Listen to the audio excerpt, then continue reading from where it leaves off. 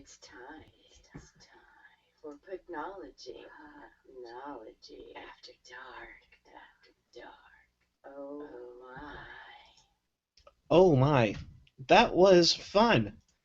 We'll go with the win against Washington, making some strides against the best of the East while hanging tight with the best in the West.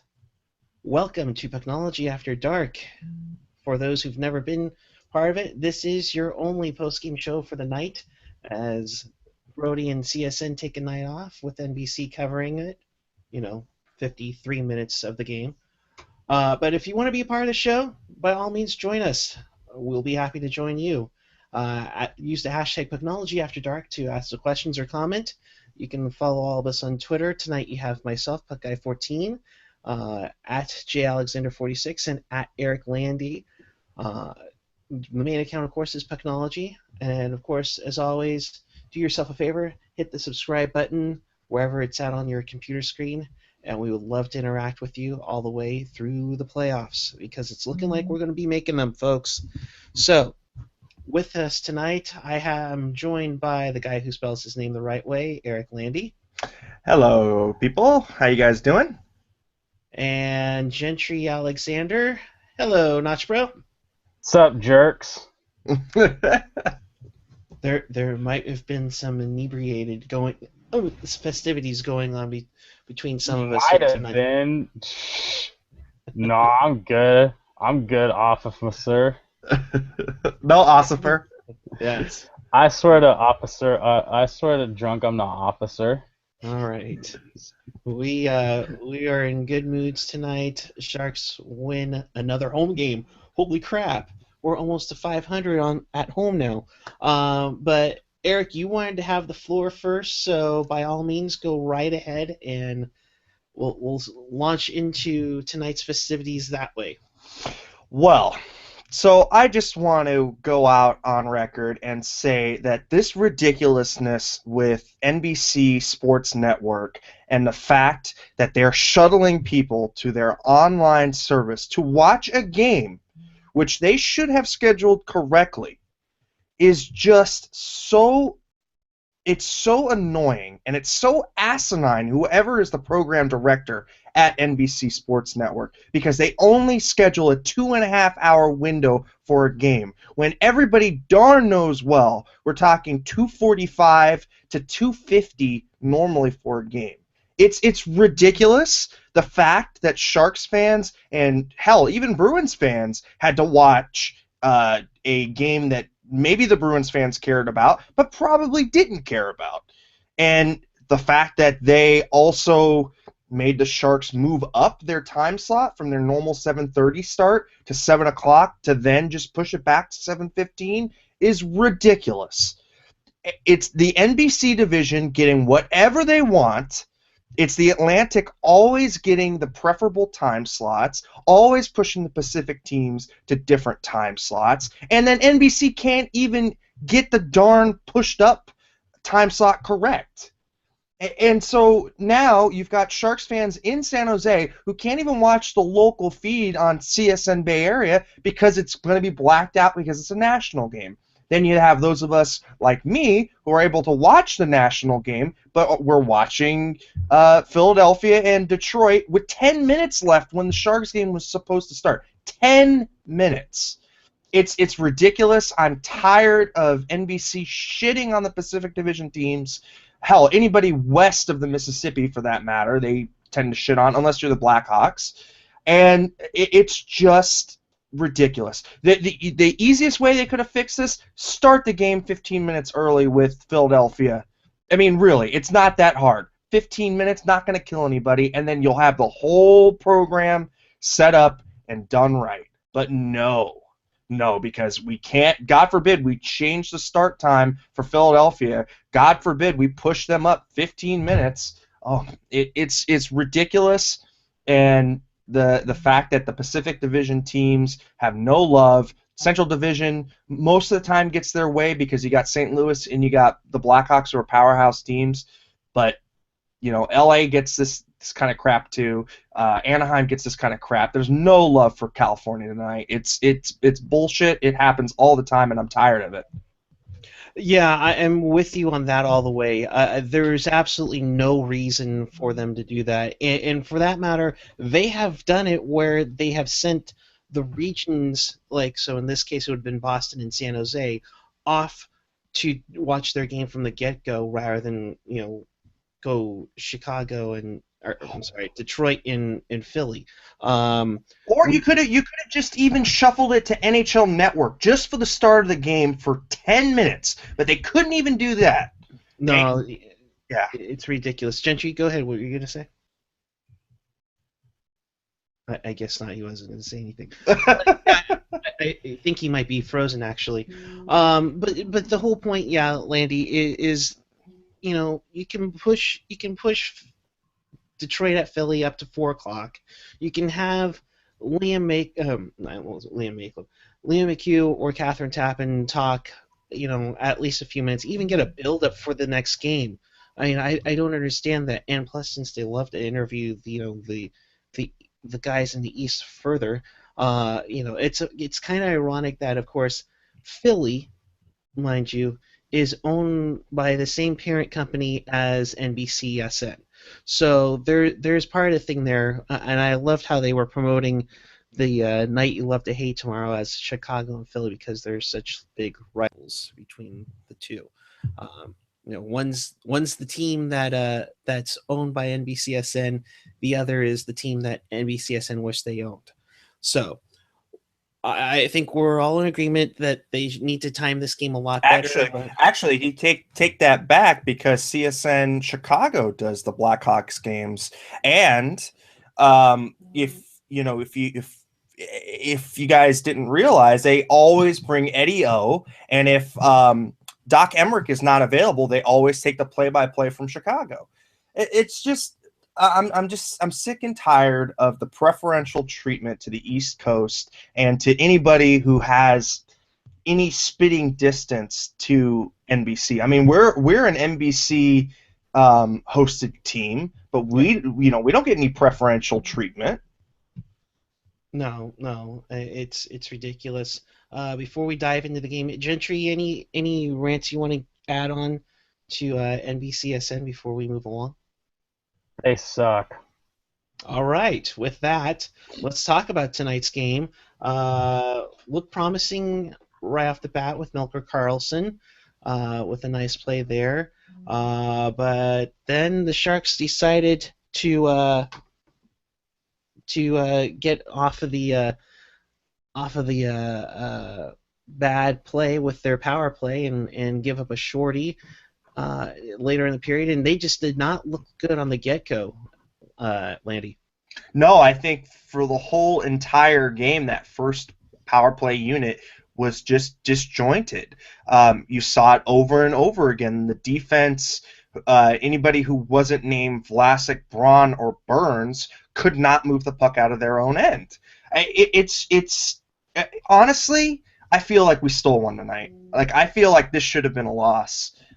You had Reimer, who really stood on his head, but you know what? The forwards didn't really do him much of a favor either. Nieto, giveaway after giveaway. Martin, when he gave up that breakaway dead center, he soft chipped it. He was trying to do an indirect pass going back into the Bruins defensive zone. Instead of taking half a second, realize that the play wasn't there, get it up to the center line, and dump it in. Instead, what's he want to do? He wants to play hero, wants to try and chip it in, does the lazy move. And you know what, guys? I mean, to me, the defense that was minus Vlasic, Braun, and Burns just looked pitiful tonight. They looked slow. They looked out of sync. They even fell over the blue line tonight. Oh my God, yeah. Dylan with that hysterical tripping over his own legs bit. I mean, come on, man. You're a defenseman. You're supposed to be able to skate backwards. That's like a prerequisite. It's just one of those games that you see, like, they played lazy and they got away with it and they didn't get burned by it. And it's just, Doesn't give you a good feeling. Doesn't give me a good feeling. Yeah, Gentry. What did you think of the defense play? It seemed a little rough, as rough as the ice was tonight, actually. Yeah, it just seemed like they couldn't move the puck, and I think a lot of that, the defense wasn't helping other than Burns. And then you had, but it just seemed like every pass they were trying to make was just stopping like 3 or 4 feet like later on. It kind of seemed like that one commercial with Drew Doughty where he's trying to make it's that Bridgestone commercial where he's trying to make the slap shot and then the puck would just stop like an inch. Yeah, it seemed totally. like the puck was made out of Bridgestone tonight, and I don't know if they've gotten the dehumidifiers into SAP yet.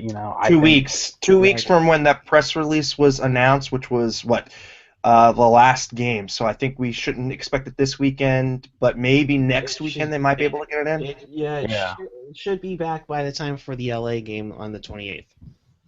Shoot, if there was ever a time to install it, it'd be then, right? Right. No, and that'd be huge for that.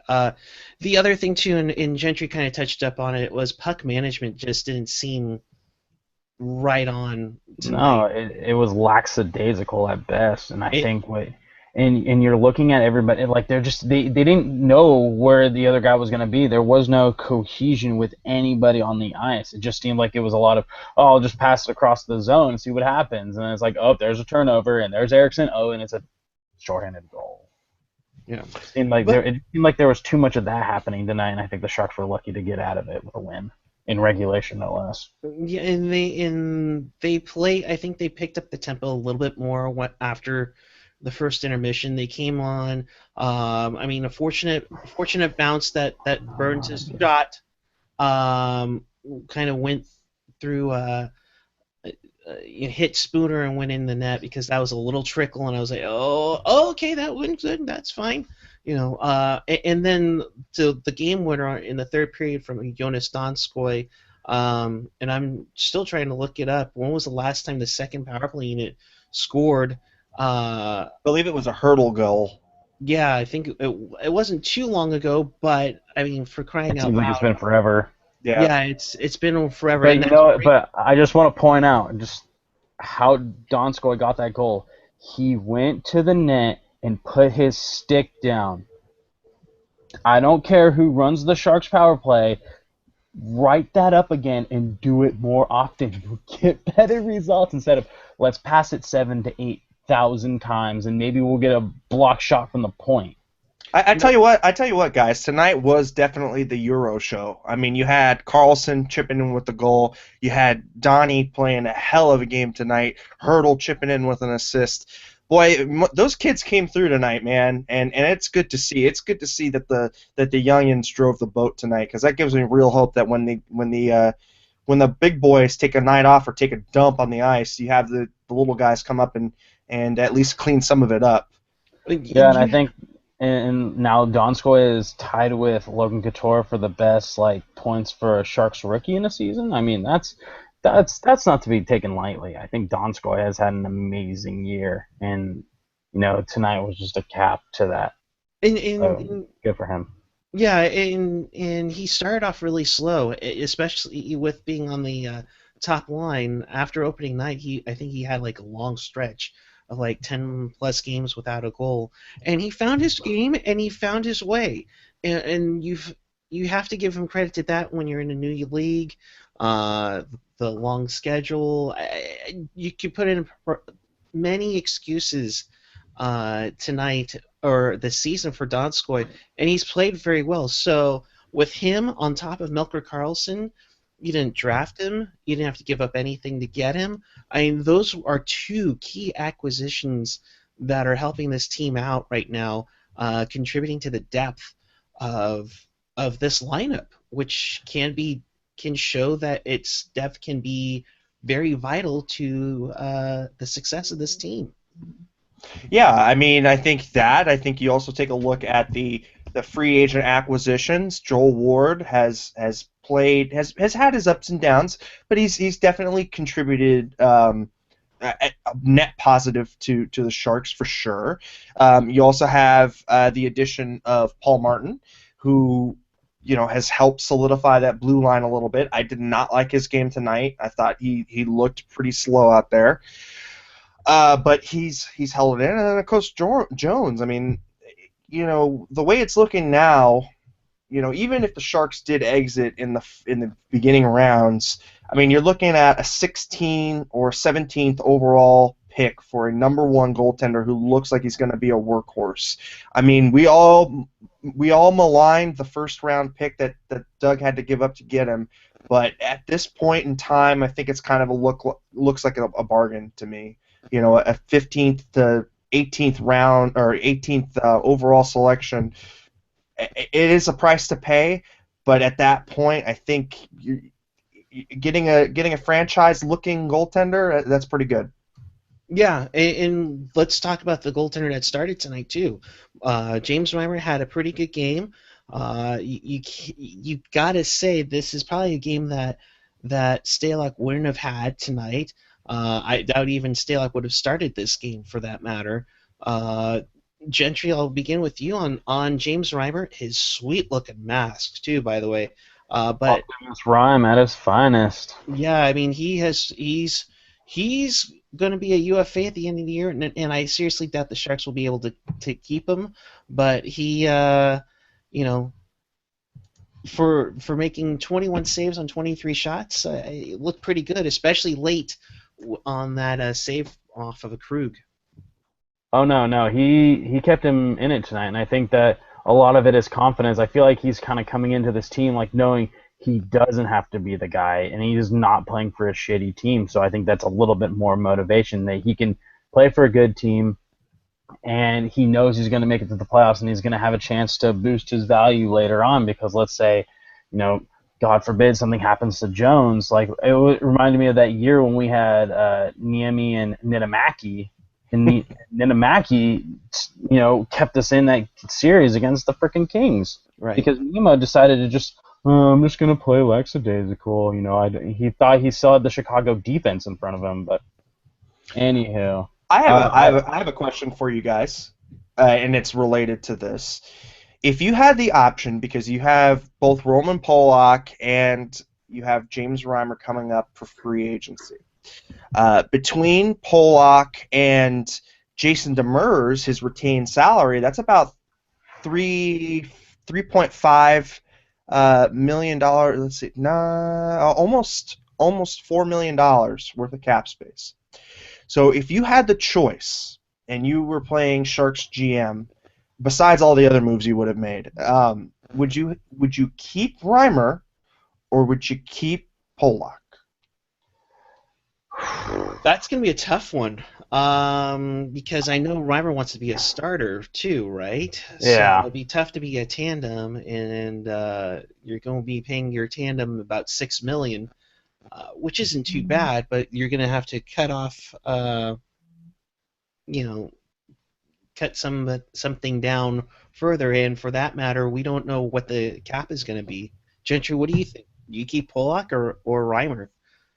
At this point, I keep neither, because I think that for the sake of Dylan, you need to have DeMello as his partner. He just seems to be. I feel like he's just kind of weighed down with Polak, and I think that Dylan played better when he had DeMello on his right side. So, and for Reimer, it's great that we have him for right now, but we can't afford him. So you might as well, bring up Grosnick that we originally have, or you bring up Aaron Dell. I think we have to give those guys a shot, especially Dell, because he's been, doing work with the Barracuda, and I think he needs to be rewarded for it. Okay, so now if you go with the neither route, how big a push do you make for Louis Eriksson, who will be an unrestricted free agent? It really depends on the asking price, because to get Eriksson would be a nice solid pickup, but if he's asking for over $4 million, there's no not way worth it. That's not worth it for Eriksson because of his concussions history. Because all it takes is one solid hit, and his career is over. So I don't think you would ask for Eriksson. If anything, move Marlowe and free up some cap space, and you go the fuck after Stamkos. I know we're a long shot from that, but if we're gonna go in hypotheticals here, you moved some cap space, and you're like, Stamkos, come to us. Don't stop believing, baby.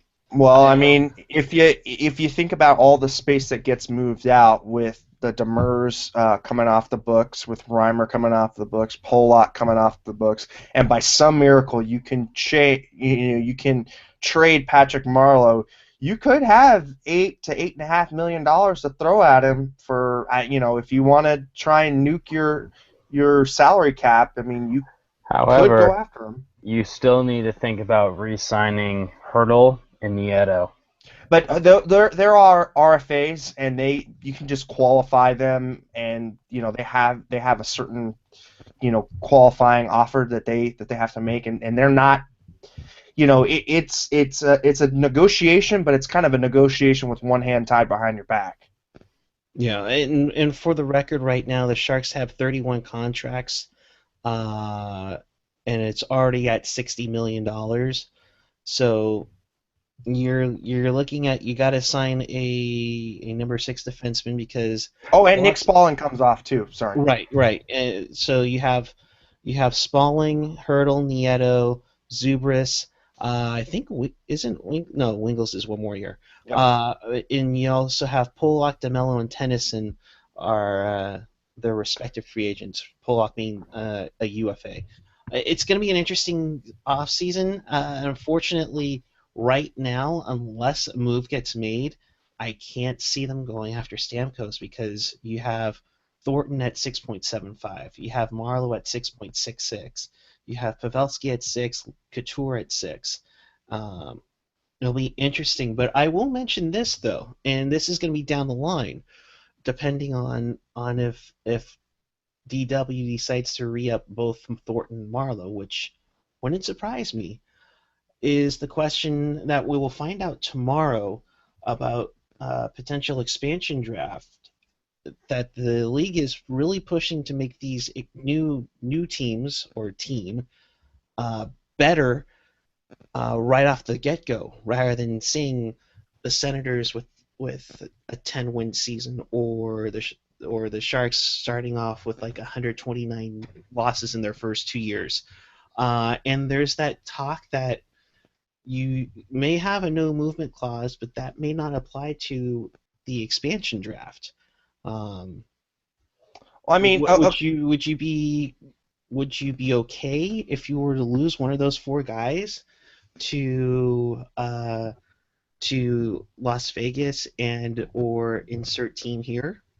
Well, I mean, it's going to be interesting that the way that they break this down. I think, the way that it's done previous, you could, when the last expansion happened, you could tag a certain amount of players as protected, and then the team expanding had the rights to everybody else. Now, I don't know if they're going to cut down on the number of protect tags they have, if that's going to be the mechanism in which they're able to get different people, or if it's going to be, you have the right to pick one person, any person on the team, and the team has the option to then veto, and then they get the next pick and they don't get a veto. So, like, let's say somebody said, okay, we're going to pick from the Sharks Brent Burns, and then the Sharks veto that, and then they're like, okay, well, we'll take Logan Couture. So I'm not exactly sure how it's going to pan out and how they're going to make the team more competitive. But I'll put it to you this way: if it's not the protection scheme where it was the last expansion draft, you're going to have a lot of grumpy GMs. I tell you what, and they're not going to want expansion. Now, they don't vote for it; it's the board of governors. But I guarantee you, Mike Ilitch is not going to want to let, who would there be there? Larkin or Applicator, right? Or Hasso letting Burns or Thornton go. Right. There's going to be some grumpy owners, so it's going to be all predicated on how this is going to shape out and what the Board of Governors is going to put on stipulations, and what rights the Board of Governors have to make the decision of how this is going to shape out. because it could be pretty draconian coming down from Gary Bettman saying, hey, these are the rules, you take them or leave them. Or actually, you take them because I'm, the master. It's like, you take them, otherwise there's going to be another lockout. Yes, and we'll drop the puck. AJ brings up a good point before we go any farther. He's saying, why would you expand the league that is struggling to draw? He says, relocate, not expand. I agree with AJ 159%. There's viable options. Florida is just starting to come around. Arizona still has a boatload of arena issues that they got to try and figure out. They don't know for sure where they're going to play next season. Are they going to go back to I forget what their name is of the arena now, but what used to be called American West Arena in Phoenix? Are they going to say, are they going to stay at Gila River Arena? But I can't see that after how Glendale's treated them. Yeah. The might be the easiest way is just to move the Coyotes to Las Vegas and just call it a day and scrap expansion for the moment, because it's obvious with the Canadian dollar going down. That's the big one. I think that you won't see a Canadian either expansion or relocation until this Canadian dollar business rebounds. I mean, and their dollar is tied very close to oil, and we all know where oil is right now. Let's not make this into political geoscience, but just to know that that's how Canada's economy kind of ebbs and flows with oil. So when it tick a tank, I mean, that directly affects their economy. Therefore, no expansion and or relocation to Canada, in my opinion. I don't think it's going to happen. And we could even see the cap go down next year. Right. And that's the scary part. And the reason why they're expanding is because they want the big money up front. Every team, like 30, 50 million once they pay off. So. Yeah. Cody James wants us to explain the expansion draft. Okay, Cody. Let's just take, for instance, when the Sharks came in 91 to play in the 91-92 season. They did it a little differently. Right. What they did was they said, okay, we want to take a crop of players from the North Stars and from the Barons, right? No. It was just the North Stars because they wanted to field the team competitively right away, and they wanted to take some of the players. It originally at first was actually worse than what really transpired. I think the Sharks were able to get like 20 some odd players. Originally the deal was to get like 40 and just clean out the North Stars system and current roster for that matter.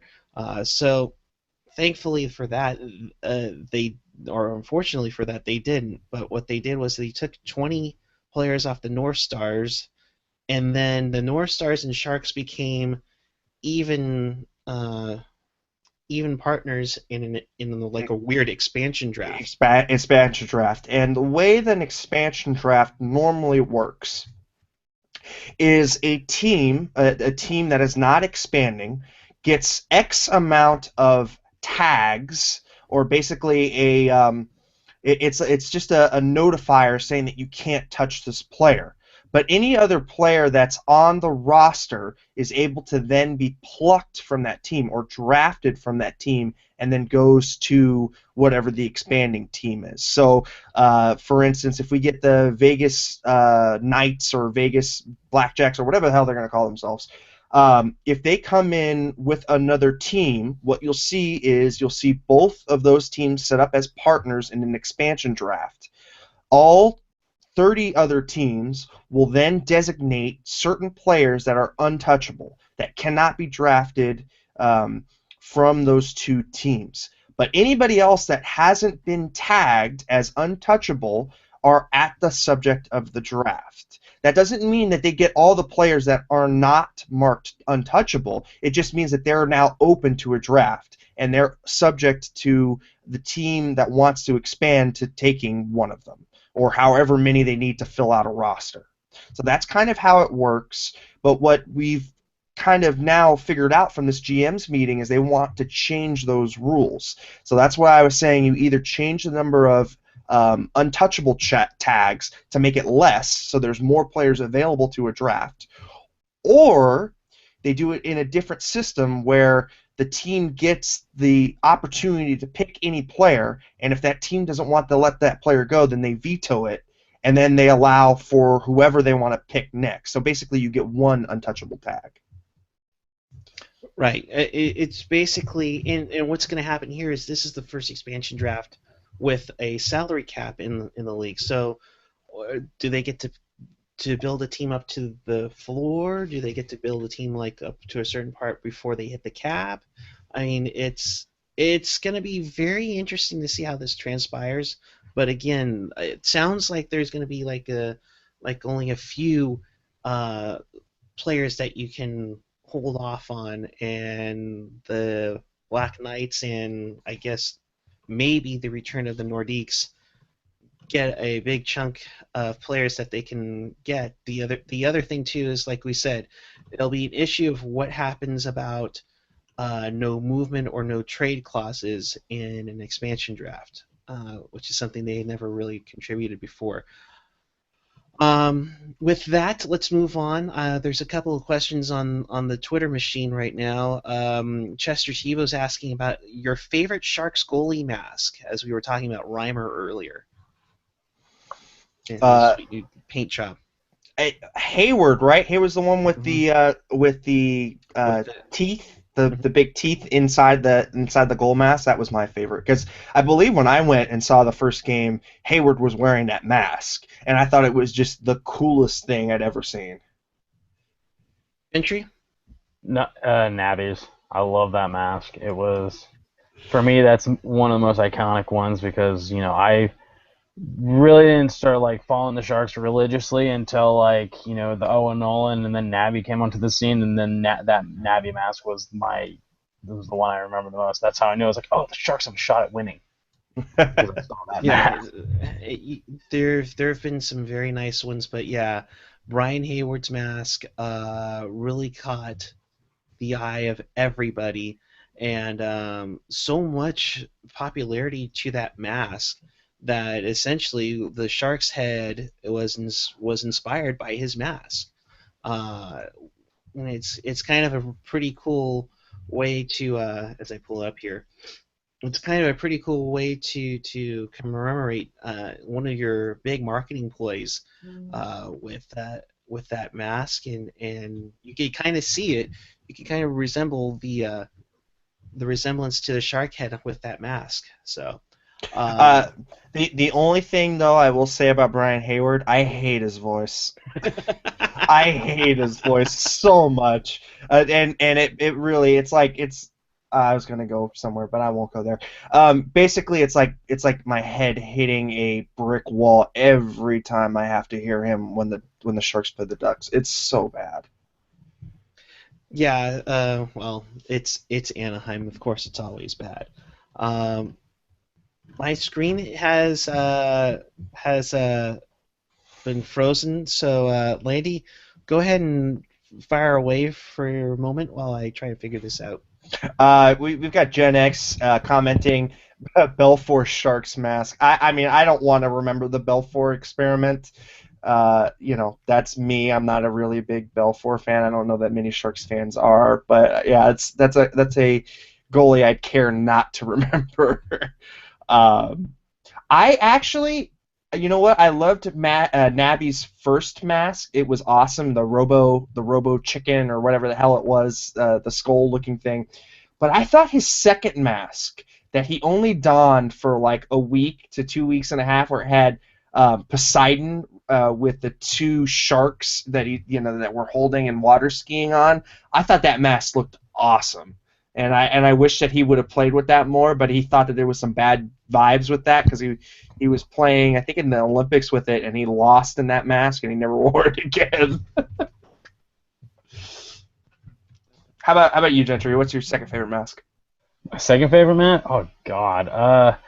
For some reason, another one that sticks in mind is, like, as much as I hated this goalie, and as much as it pains me to remember the days, was I actually liked Niemi's mask in a way, because the whole, like, kind of pirate flag kind of looking mask. Oh, yeah. I like that. I love the design. I just really hate Nemo. Just so I was like, oh, if it wasn't for the fact that it's Nemo, I think that the idea would, or the coolness of it would have gone up. And then Stalock's mask was kind of cool.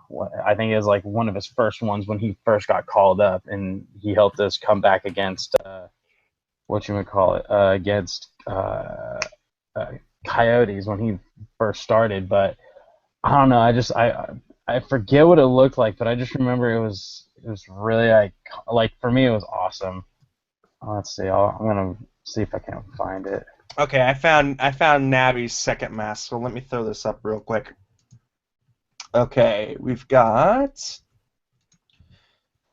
Oh, wasn't it like the Trident one where it was like the Yeah, it's right here.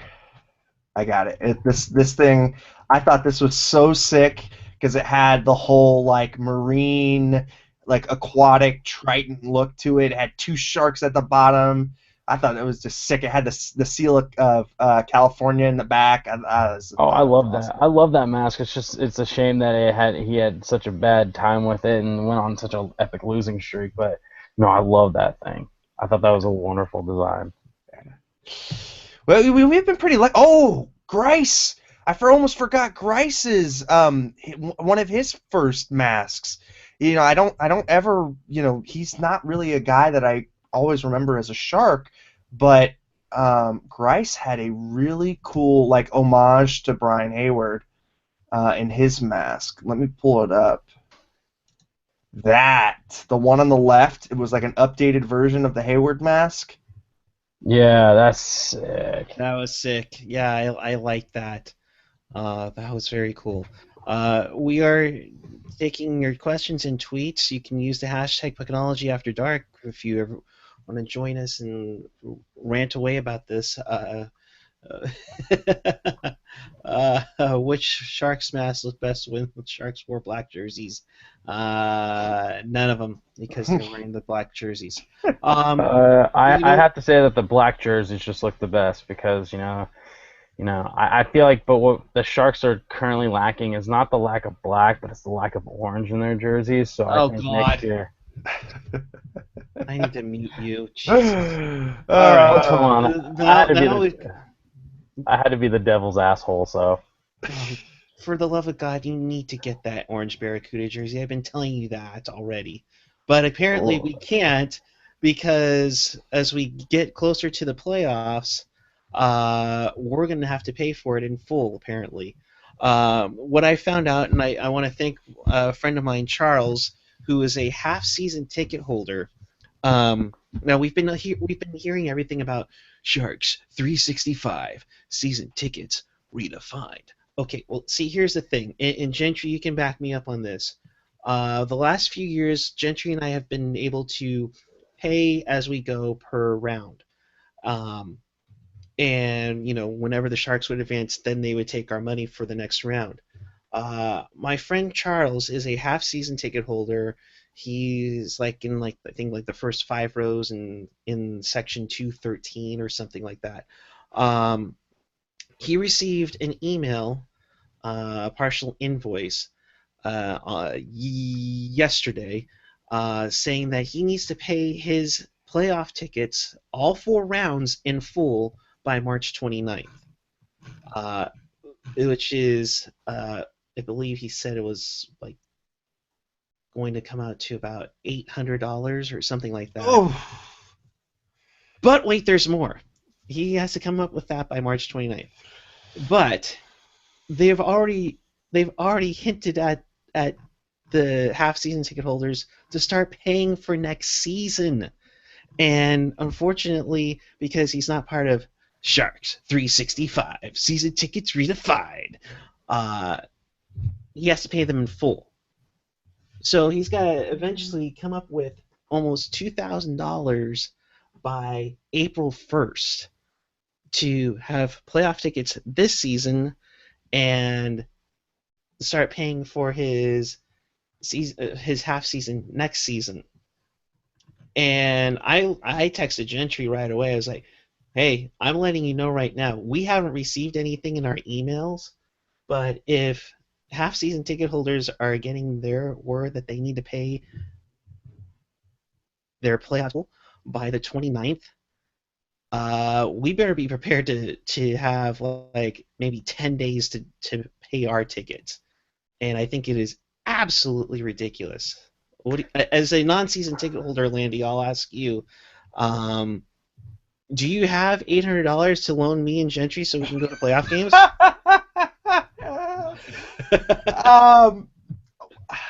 Okay. I'm of two We'll pay you by round. We'll pay me in installments. Yes. Look, the thing is, the Sharks as an organization crap on the Shark Pack holders. They're always the bottom of the barrel for any kind of promotions, and they'd be lucky if they could even even if they get access to some things. So that the first thing is they really need to do better by the Shark Pack holders. Even though they're not full season ticket holders, they're still paying for 12, anywhere between 10 and 15 games. That's a lot of money to invest.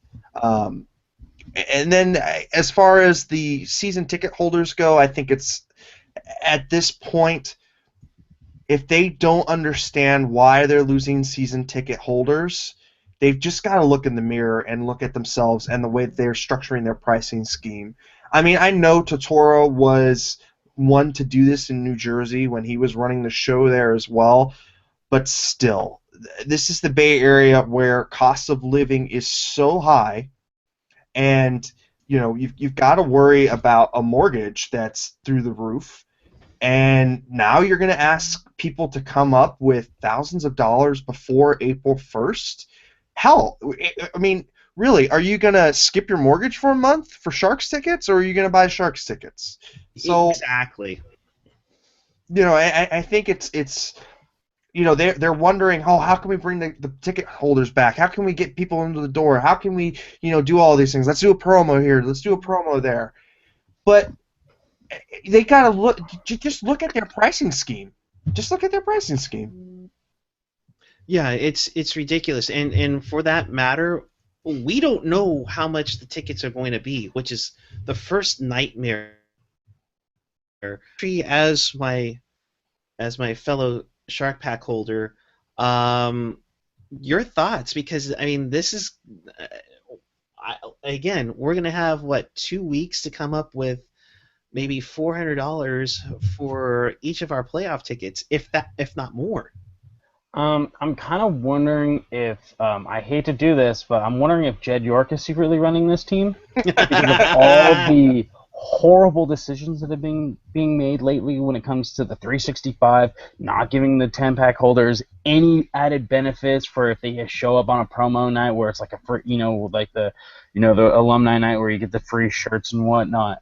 But then on top of that, you're going to have us pay our ticket. There's a reason why we can only afford 10 fucking games a season. Yep. We do it. We can pay by round. We don't want to pay it in full because what's the point? If the Sharks get ousted in one round, it's like, what do you do? We paid for all things, like, oh, but we put it towards the next season. Well, let's say that it becomes so embarrassing how we lose in the first round that we don't want to come back and do a 10-pack next season. Have us do it like how we normally do it, by doing it pay by round. And on top of that, don't sit there and ask us for, it's like, oh, you have until... It's like, we know. We're making this investment with the team. And I know you guys are excited, as an organization to be back in the playoffs, but this is going about it the wrong way. And I really hope that this is just for the, half season and, 365 holders. But for the 10-pack holders, I I can't see myself being able to afford all 4 rounds at once, and on top of that, putting money down for the next season of 10-pack. It better come with a free, authentic, game-worn jersey, a meet and greet with Brett Burns and Joe Pavelski, and on top of that, Doug Wilson's tanning booth. Yeah. Yeah, no, it's just ridiculous. And then of course we were all promised the flex pricing deal, where prices were supposed to go varying the opponent. And from what I've seen, they only jack up prices. They don't ever lower prices. So, Wow. that game against Vancouver. I mean, when I went up there, I still was paying, I think, $45 for seats next to you guys. And I mean, we pay $52 for them. Yeah, and so it's a slap in the face at every turn, and they're wondering why are we not selling out? What can we do to bring the fans back? Just look at your pricing structure. That it's just that simple. It really is. And the Sharks keep crying, "Oh, we're losing money." Well, you know what? Why? No, but you know what? Even if they cry wolf and they say that they're losing money, guess what? The NHL's got revenue sharing. Hello, Oakland A's. So it's just like, they can cry that they're losing money, but they're not losing money. Believe me. I mean, with the amount with which the city pays for them to upkeep SAP Center, from all the concerts that they get to pocket the money from all the sponsorship deals, from all of these different things, I guarantee you that the Sharks umbrella corporation or their umbrella organization does not lose money. The Sharks themselves, they might say they lose money, maybe to generate revenue sharing, but the top up org doesn't lose money. So in other words, people in the Sharks organization, I know you're listening. Please don't do this to us. We want to go to the playoffs, but we can't afford to do all 4 rounds at once. I don't understand the marketing strategy of this, and I just don't understand where, we've had the tickets since 2009. Just because we went to so many games, and we even go to games not even in our 10-pack, and it's just like, give us a break, for crying out loud. I mean, when we went to the Ray Whitney night, we sat in what you would say comparable seats to where we sit Gentry, around that, yeah. And we $39, and we had the meet and greet and the shirts. And we pay $52 for our seats, and it's like, okay, it's almost like it's not worth being a Shark Pack holder, because you get no benefits. Yeah, you get the discount in the store. What would he do? What does it all mean? But, I mean, and they used to send a gift to us every year. 2 days ago, we got an email saying you could come pick up the gift at the next game. It's like, really? We got to come pick it up now? Yeah. What was our gift? I'm curious as to what our gift was. We'll find out Saturday. And it's one gift per account now, not per seat. So what is your percentage to the Shark store? What is your percent off? 15. Yeah. Okay, that's pretty good. But I mean, just because I'm thinking about the outrageous prices that the Shark store is selling stuff at. I mean, hell, to get an authentic heritage jersey, it will literally cost me a kidney. So. Yeah, that one hurt, but again, you're banking on the 1 year and all that good stuff. So. Watch, it'll be on sale for like $20 at the super sale. Yeah. I'm gonna sit there and cry. But nonetheless, we're hoping for a long playoff run, and we're hoping, I guess for that matter, Gentry, we're hoping that there is no credit in our Shark ticket holder account in that sense. With that, listen to the segue. Let's talk about the standings now. So in the books, I just killed Edmonton because they're pretty much done for. Calgary is right in there at 63. Vancouver is at 66. That's the one that you got to keep an eye on. because of their max amount of points. Arizona's at 67. Sharks go to 84. They stay a point behind Anaheim, although Anaheim has a game in hand on LA and San Jose. The Kings did it again tonight. They've taken down two of the top teams in the Central. They go to 89. They're almost going to clinch a playoff spot very soon. But the formulation, as you can see, the Sharks' magic number is 11. And here's how I come up with that. Of the bottom teams, you got to look at the maximum amount of points that they have. And in this case, because Vancouver has an extra game in hand, they're at 14. You times that by 2 points for a win, that's 28. Add that 28, and you have 94 points. Plus 1 would be 95. One thing that Chris JWS did mention when we were talking on Twitter this afternoon is the Sharks are close to getting that tiebreaker off of Vancouver, so you can even tie Vancouver and, for that matter, Arizona, and still have the tiebreaker on that. But by a country mile. Right. I mean, look at their rows. Gen X, that one's for you. I mean, it's nuts. I mean, to think that Arizona or Vancouver can crawl back into this race. I mean, like it would take a monumental collapse larger than the likes of the 2014 or 2013 Sharks. You know, I will not mention what that was. If you don't know what I'm talking about, then I bless you, because you haven't had to witness that. But it would take more of a bed crapping than that to miss out on the playoffs. So, and so the magic number, that's any combination of wins and losses, correct, Eric? It's any combination of points gained by the Sharks and points lost by the Canucks. But like Chris said, one more. Say it for me, Landy. Row. And the Sharks will own the tiebreaker over Vancouver. So in other words, Vancouver would have to beat them out on points in order to surpass them. Arizona, you're looking at Arizona with 13 games left, 26 points. They'll be at 93, so 94. So then you're looking at 10. So you gotta be. You would, like Chris just said, it would take a miracle right now to miss the playoffs. And while we've seen some crazier things from the San Jose Sharks, I can't see that happening. I think, and we've been talking about this for a while. Oh ha AJ. The only thing more likely to happen that Vancouver or Arizona crawl up the ladder is for Puckay to have a stealing night. You ignorant slut. And apparently, every time I say 10-pack, it sounds like saying Tampax. So it's called careful marketing. We're trying to get sponsors here. Oh boy. Boys, it's going to be pretty crazy, but the Sharks can eclipse their point total of last year with just 2 wins and a half. And we have 70, or no, we have, put it at 70, 13 games left. Mm-hmm.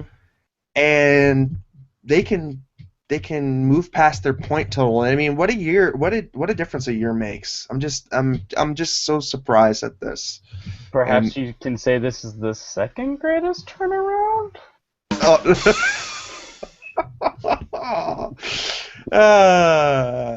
They didn't. It will be depending on how well they do in the playoffs. Back to you. Oh God, we have to. You know what? I just want to see them play Anaheim and LA and beat them both, and then I'll be happy. If we can just knock them out and ride all the way through both of those teams, nobody will give us crap for saying, oh, it was an easy cup because you didn't have to play LA or Anaheim. So, I mean, I was kind of thinking about it this morning. Do we really want home ice advantage? Should we just have the Sharks start out on the road?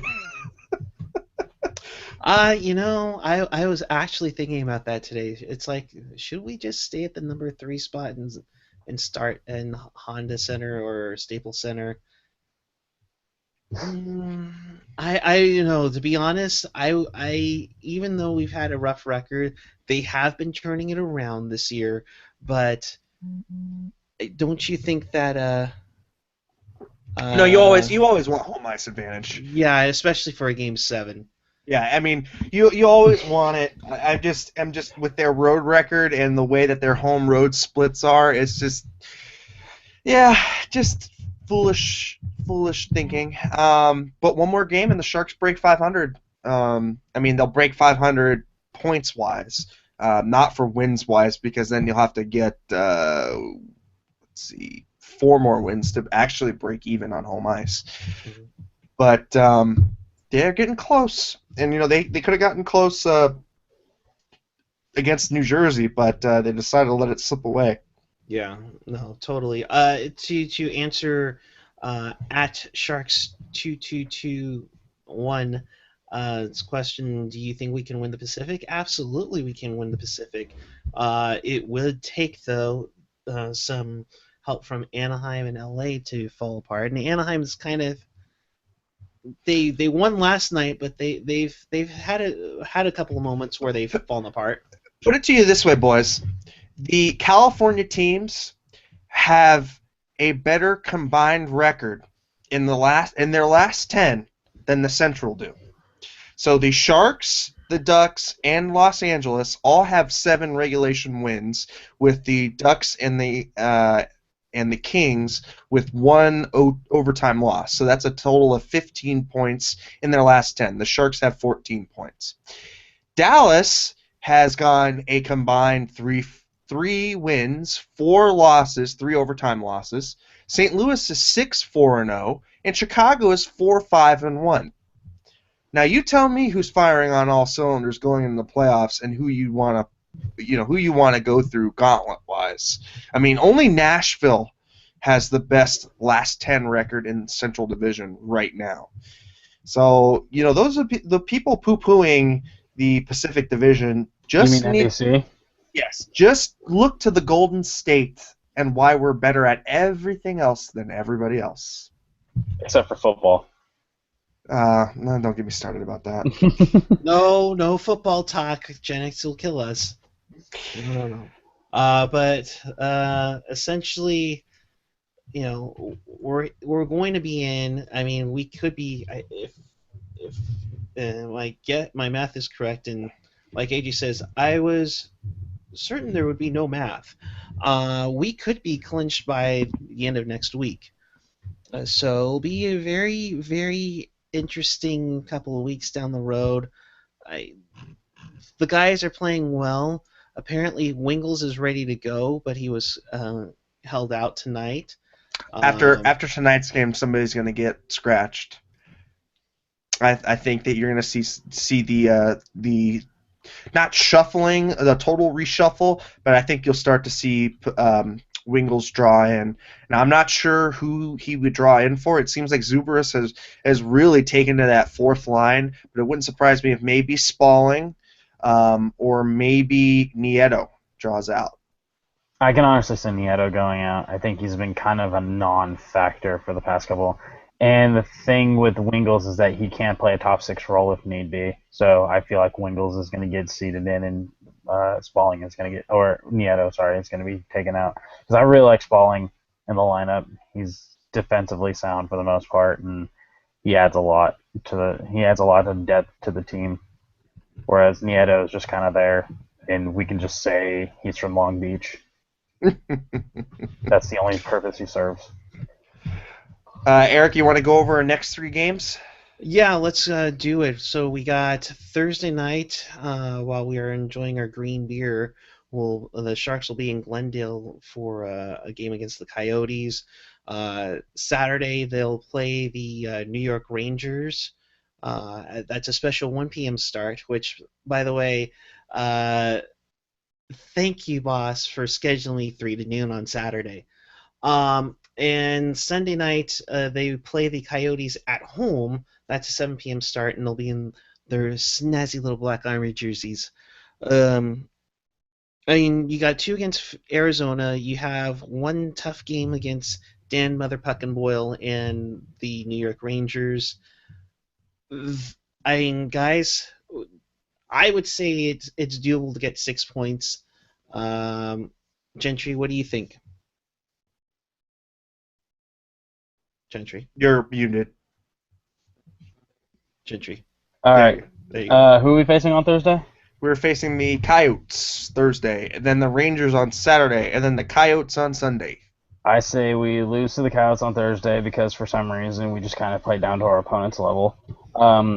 We win in OT against the Rangers on Saturday, and then we get our shit together and beat the Coyotes on the next game.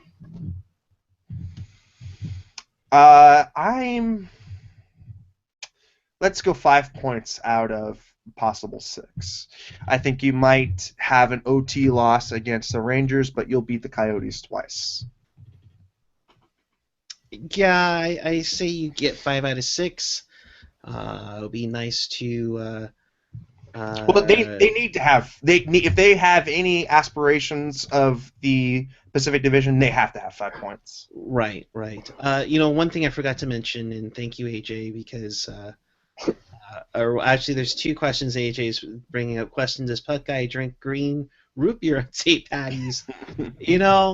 I had never thought of that, but why not? No, that might actually be the only time I do drink beer.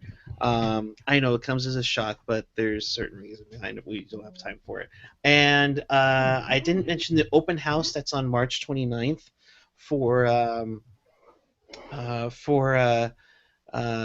more people to try to get suckered. I mean, by Sharks 365.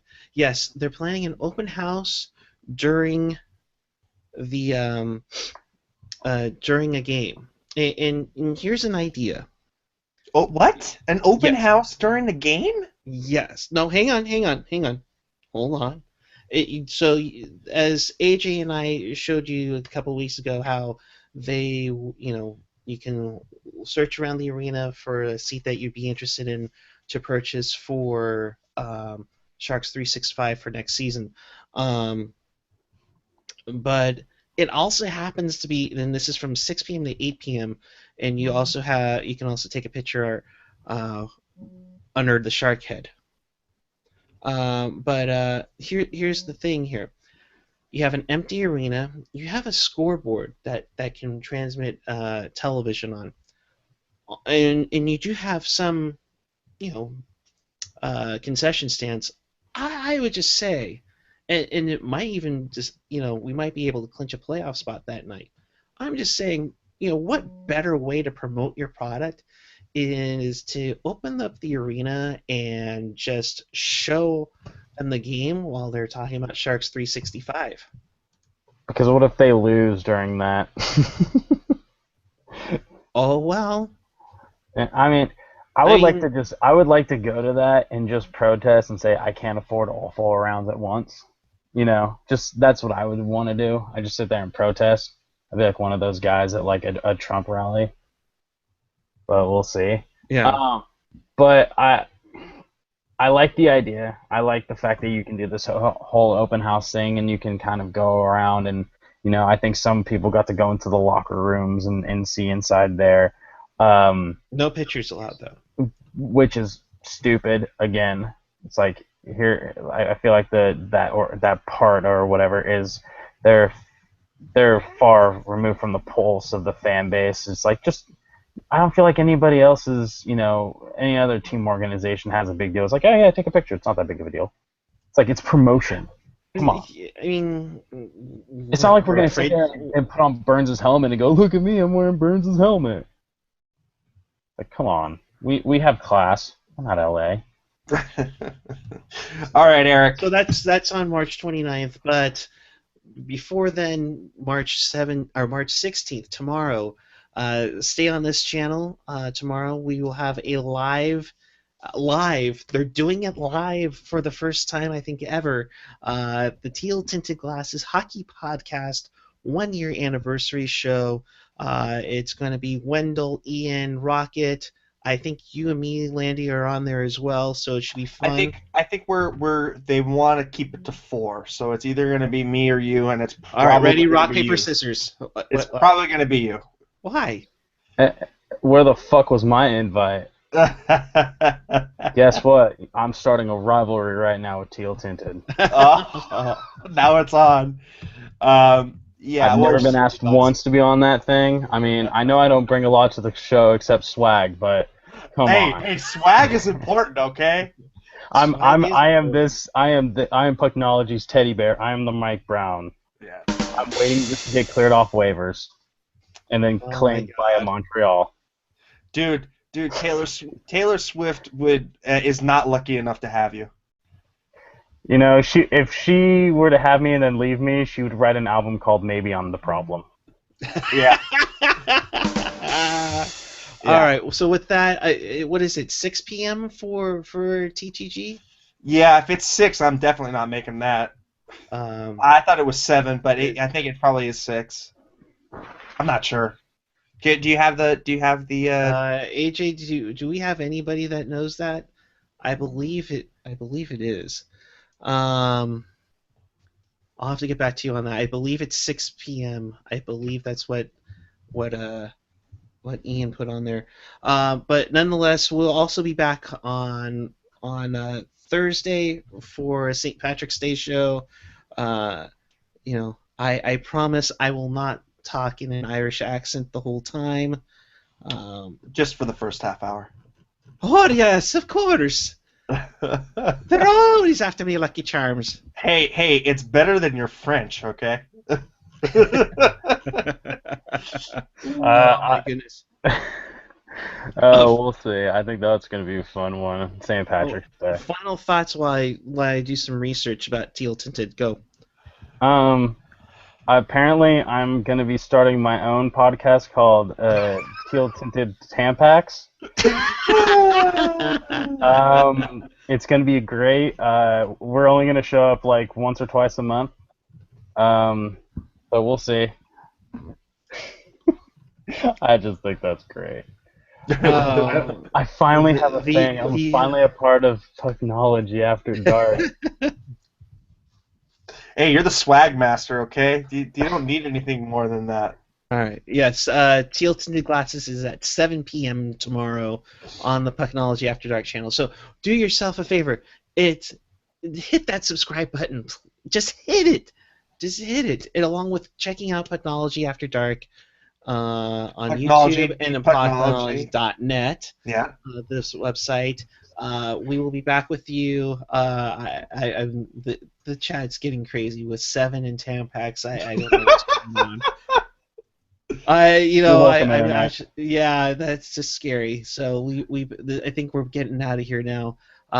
So guys, it's been a pleasure.